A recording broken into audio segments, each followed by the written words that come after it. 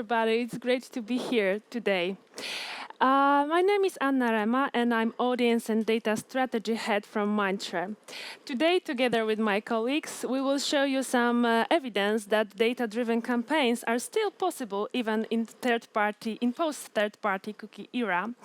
And hopefully, we will encourage you to take advantage of these easy grab solutions.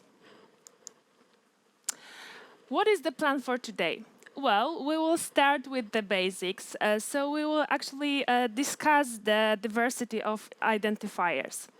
Then we will focus on main biddable touchpoints, media platforms, and we will show you how to use these identifiers in data-driven campaigns. And finally, we will close up with takeaways. Are you ready? Let's get started. Although the third-party cookies restriction has been already implemented in some browsers, like Safari or Firefox, for example, the upcoming change announced by Google will be the most impactful. And it's, of course, due to the Chrome's market share. It stands for 64% globally. In CE, it's even more. And as we have heard today, this change is inevitable. So this is it's about time to think and to test alternatives to third-party cookies. I believe that most of us is familiar with such targeting options like keywords, day parts, or on different devices. But have you ever tried to run communication based on information like internet connection or like dynamic triggers, weather conditions, for example? We highly recommend you to do so because it's an easy way to extend your target audience and drive effectiveness. Generally speaking, we can divide identifiers into two main groups. The first, probabilistic ones, are generated by devices or applications that consumer access and use. Here we can include such identifiers like cookies or device IDs. On the other hand, we have declared identifiers. They are created and controlled by the users. And here we can include such identifiers like email addresses or phone numbers or accounts in some kind of services like social media platforms. So it seems that we have quite a lot to choose from beside the third-party cookies.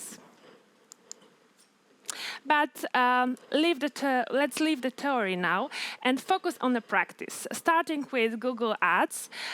So please welcome Marta Błaszkiewicz, Search Engine Marketing Strategist, who will guide us through. Here you are. Thank you very much, Anya. Hello.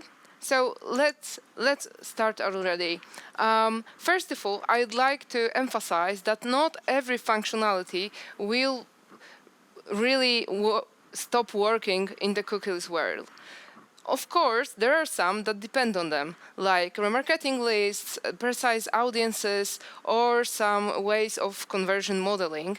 But on the other hand, we still have a lot that are totally independent. And we actually believe that they will play more and more roles, especially at the start of the cookie-less era. For example, we can talk about better and more of contextual targeting, probably some new ways of conversion modeling, but also there are two functionalities often overlooked today, which are really cool, and that's why we will be talking about today. First one of them is customer match, which depends on email addresses as in the identifiers, and the second one is actually conversion import that uses simply click IDs.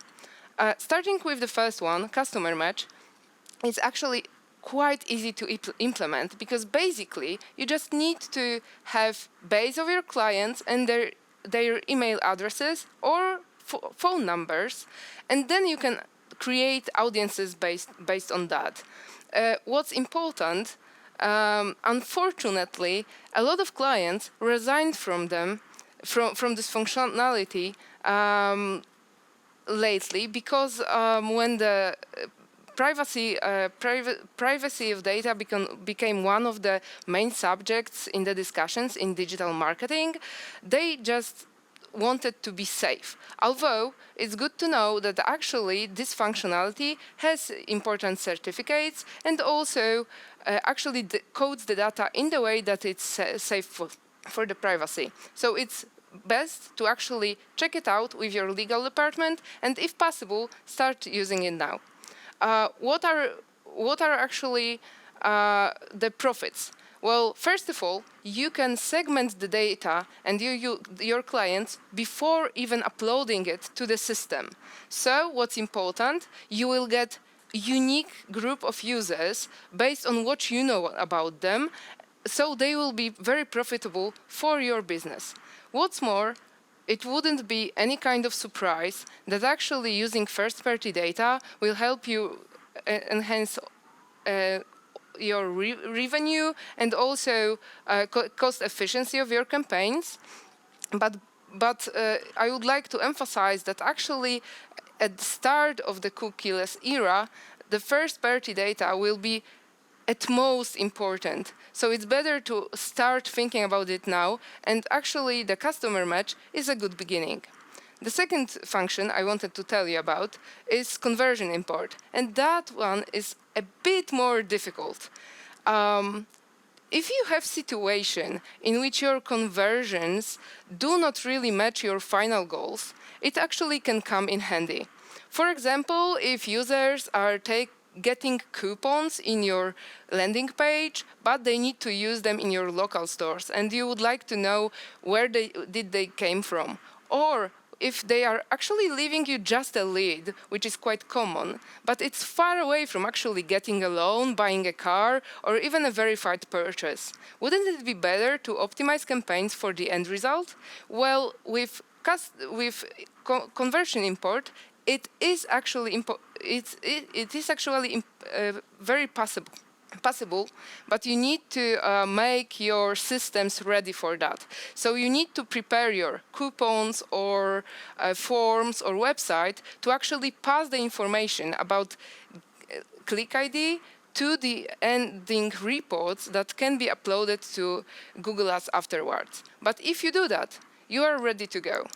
What will you get? Well, first of all, finally, you will actually analyze the conversions that matter for your business. So the results of that can be really stunning. What's more, you will know more about your clients because you will know where they came from and who they are.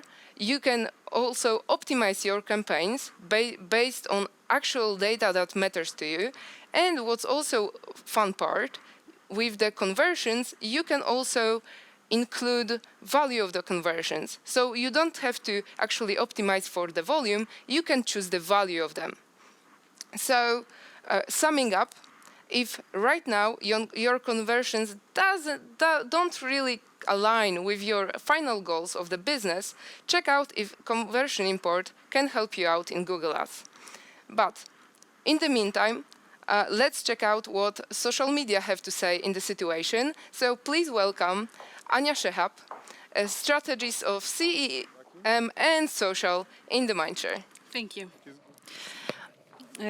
We know that cookies are an integral part of targeting when it comes to social media right now. So with third-party cookies going away, we need to expect some changes in this matter. So the main changes are now that the audience size and audience accuracy are going to change, including remarketing capabilities. The next thing we can observe when the changes come is also the conversion tracking and attribution measurement. But we nowadays currently don't use only third-party cookies. So we are always relying on internal data from Facebook on other platforms. So we still be able to, for example, use location, demographic, and also behavioral targeting and contextual targeting if we are thinking about, for example, Pinterest or Twitter. We can also rely now on first-party data. It's good to be prepared to implement this solution. And for the conversion tracking, we are also prepared. We have now solution based on API. So for example, conversion API like server-to-server solution, which now can help us with the browser-based pixel. And after a cookieless world, when it comes, it can help us, of course, and be a standard golden standard. The main identifier we can use is internal, but we also need to seek some external identifiers to implement them in our campaign.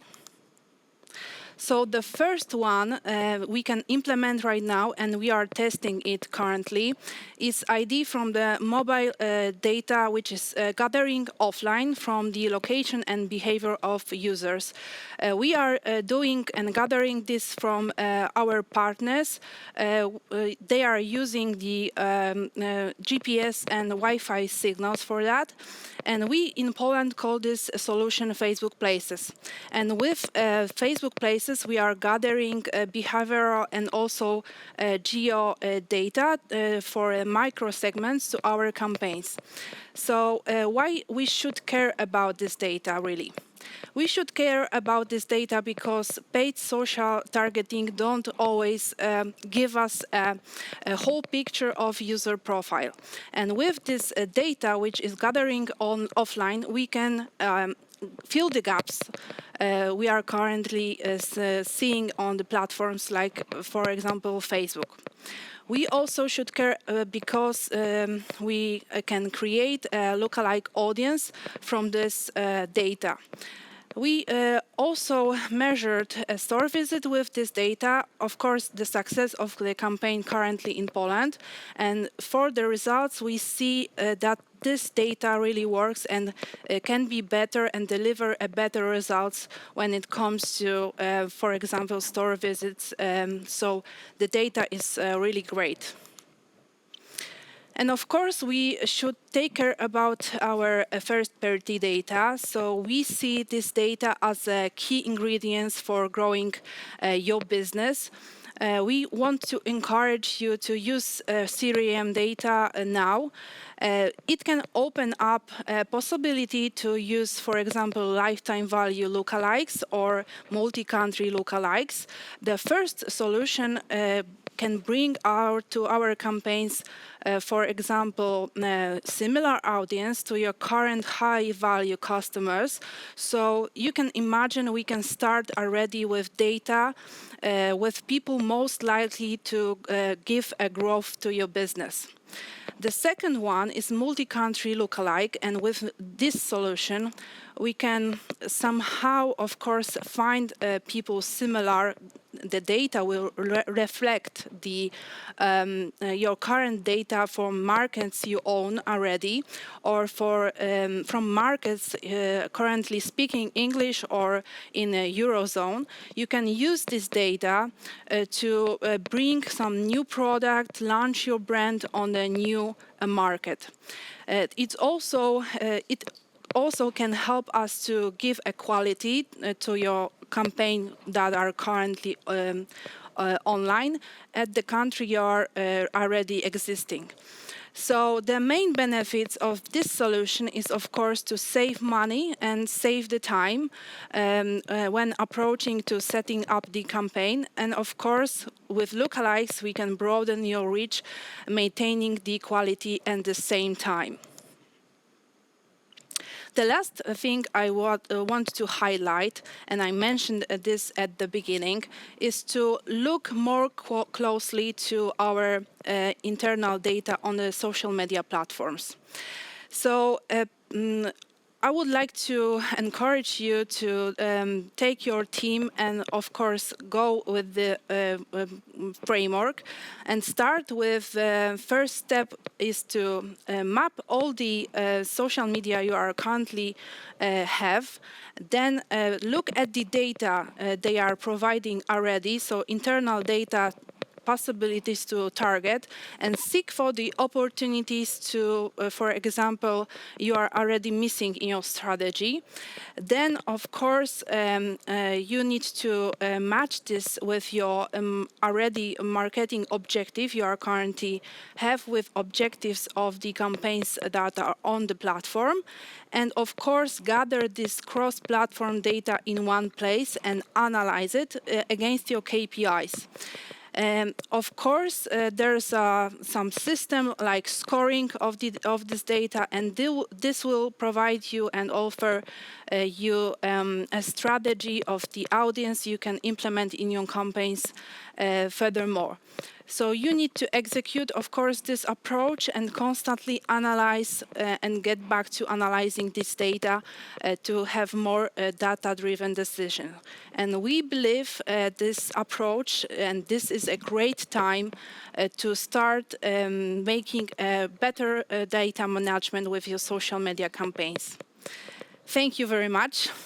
And now at the programmatic side and point of view, please welcome on the stage Agata Pospiszył, Director of Xaxis, together with Tomasz Szulkowski, the mSpark COO.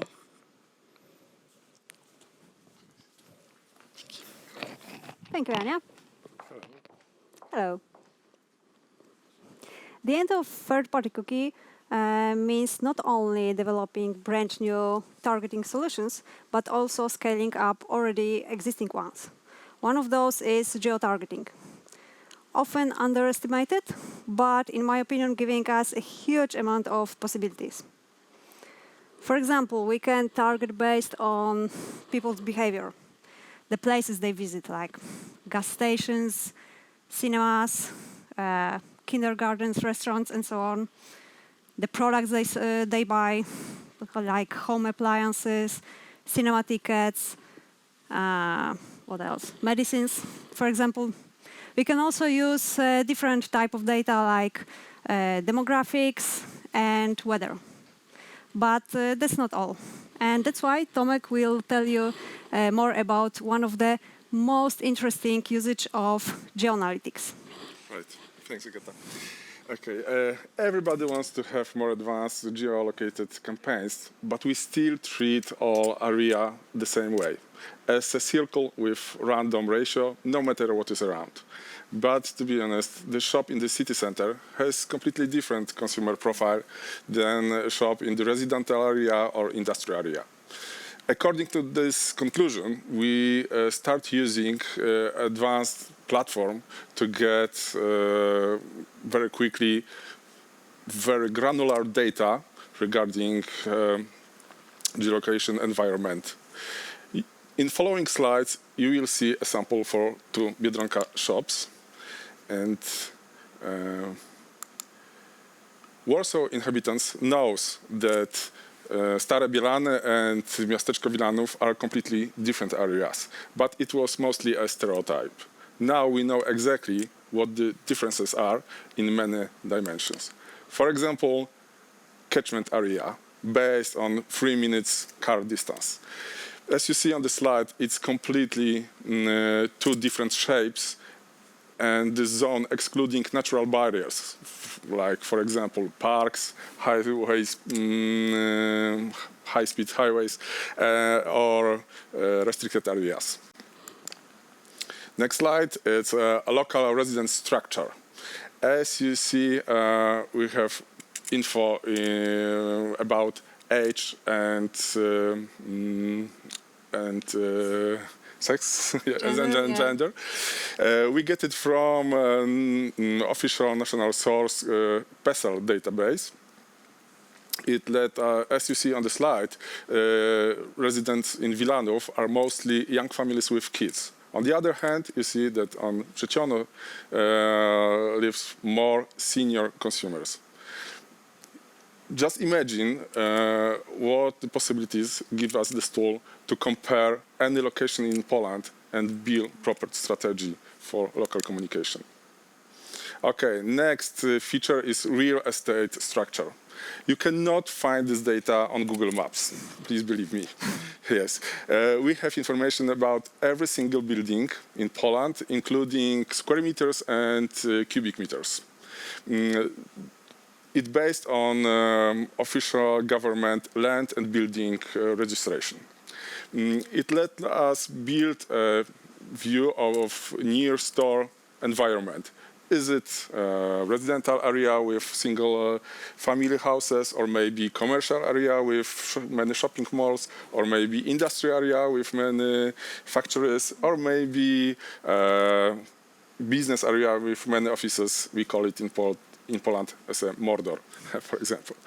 So every case means different consumer behavior and effect in different communication strategy, right?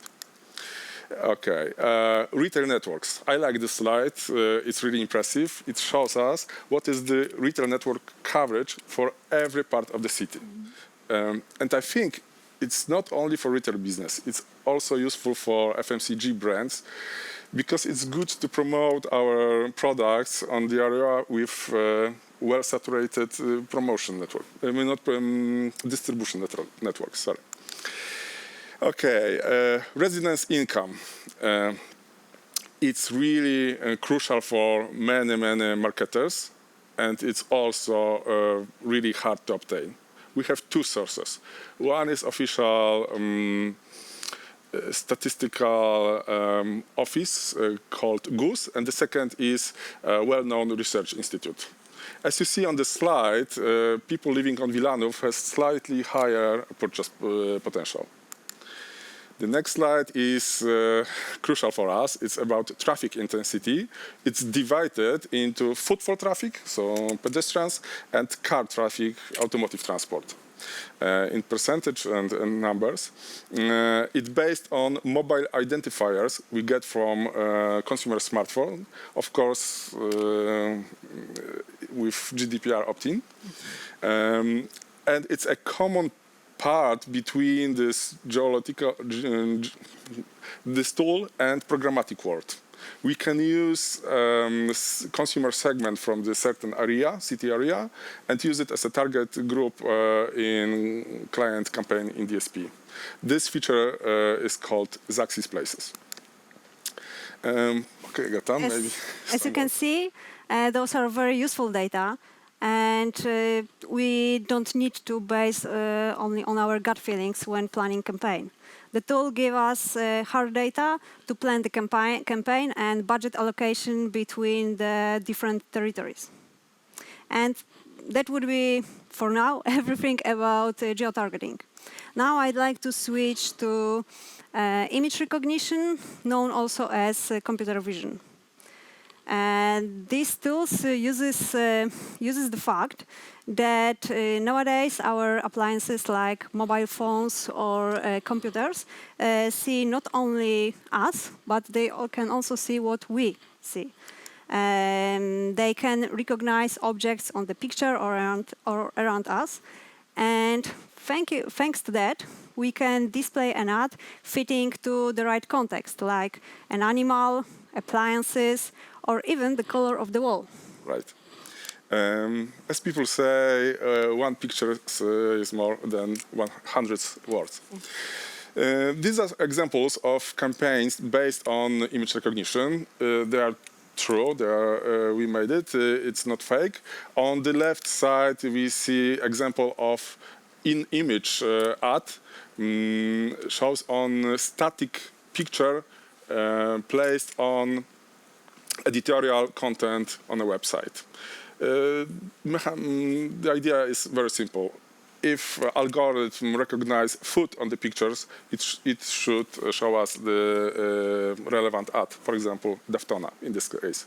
We made like 100 of these campaigns since last year, and we are really happy with the performance and results. For example, we treat it as a native format, and it was in top 3 according to effectiveness. On the other hand, on the right hand, you see similar effect based on different inventory, video inventory. It's also contextual according to image recognition. It was campaign for Castorama, and the trigger was a tree, plant, green stuff, let's say. It was much more advanced, but it opens huge possibilities for brands to put a message in an exactly right moment for consumer. Next slide, it's something completely new in Poland, in not only our industry, but also in retail industry. It's about shopping carts, shopping baskets, so data based on receipts. Let's look how it works. So we are in the shop. It's a Polish solution, and it's not a simple, very small company. It's really big suppliers.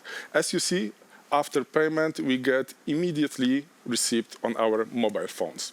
So we have combination of mobile payments and receipts on one device. So we have possibility to get this identifier to the programmatic campaigns, and it's much more comfortable to change this asset into the let's say digital. in the digital so assets. don't need to scan the receipt, and No, not anymore. it's very And it's official because you must know that 2 weeks ago there was an official government legal act announced about it, that every retail network is obligated in the near future, probably next year, to use it. So we expect a boost in 12 months, please believe me. It's also a crucial step in digital transformation for the retail industry. Okay, so definitely worth seeing it. Yeah. Okay, so summing up. As you can see, programmatic uses a lot of different types of data, which will cover the cookie gap. But what's more important is to process those data. We can use artificial intelligence, which help us with efficiency of the programmatic activity and data itself. Dominik Wójcik, our next speaker, will tell you more about it. Right. Dominik, the stage is yours. Proszę. And good luck. Thank you, Agata. Thank you, Tomek. As my previous colleagues, previous speakers mentioned, nowadays we have millions of data coming from many different signals and from many different sources. In terms of programmatic activations, it can be really difficult to use such big number of signals wisely to find valuable patterns to optimize our campaigns. In my part of presentation, I will focus on our in-house artificial intelligence and machine learning solution named Copilot. It was designed to deep dive into more complex level of models of data to find, uncover useful patterns, pockets of performance to optimize our campaigns. On the right-hand side of the screen, you can see visualization of one of our algorithms, just to show you the example of complexity of our decision trees we are working on every day. On the left-hand side, you can see benefits Copilot brings to our campaigns. First of all, it leverages more data for every programmatic decision. It improves performance with predictions that shifts delivery in real time, and it uncovers granular insights to inform your digital strategy. And of course, we can say nowadays many DSPs have AI-based functionalities to optimize campaigns towards simple KPIs such as clicks, views, or completions. But what we are actually doing, we are going one step further. Our focus is on building multi-metric KPIs that blends a brand unique grouping of valuable inputs. So if you are interested in uplifting your volume of online sales, or maybe you would like to encourage brands to learn more about your product on your websites, thanks to our unique identifiers, you get immediately competitive advantage in addition to increased efficiency, improved workflow, and multi-metric insights. And of course, we can't forget about our people who are setting up data models, building algorithms, and setting up and optimizing strategies. So above all else, you get access to a team of our AI experts.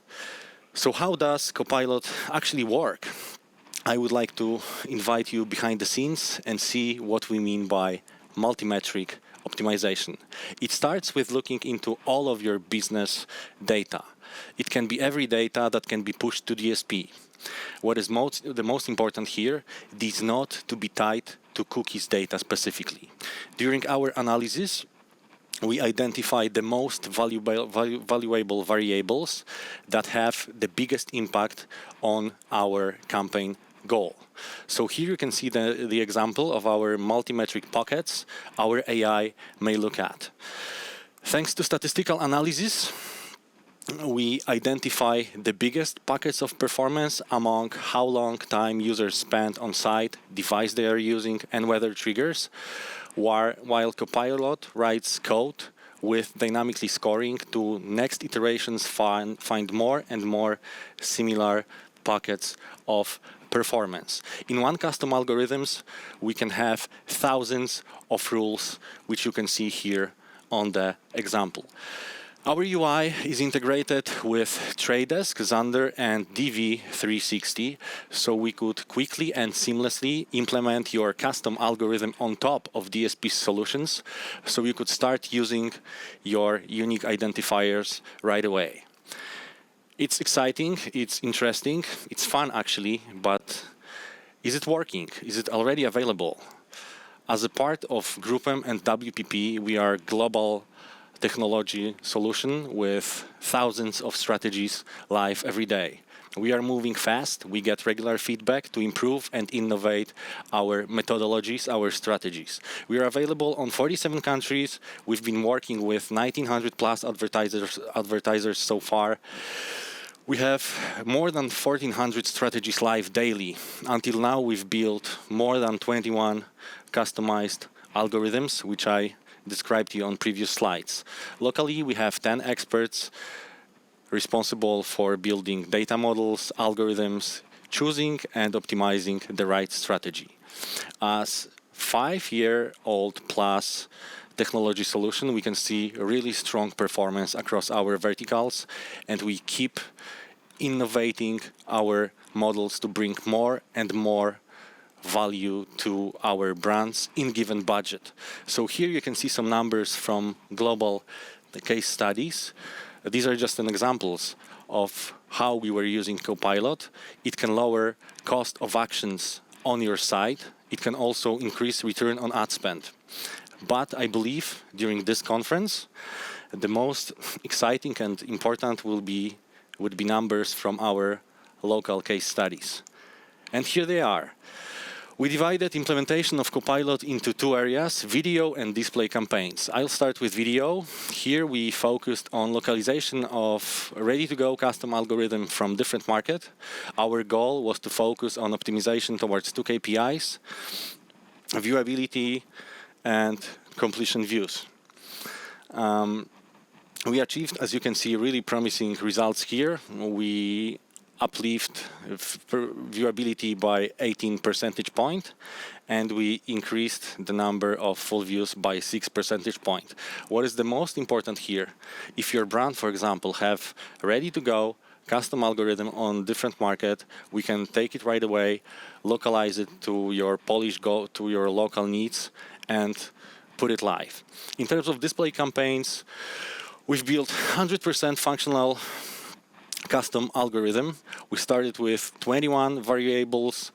During our analysis process, we stuck to 10 crucial variables. So as you can recall from previous slide, where you could see time on site, device users were using combined with weather triggers, here we had 10 such variables. And what we saw, what was really interesting to us, shifting 10% of whole campaign's budget to Copilot brings 20% more viewable impressions. So we can easily say that in this case scenario, Copilot drove 20% increase in efficiency.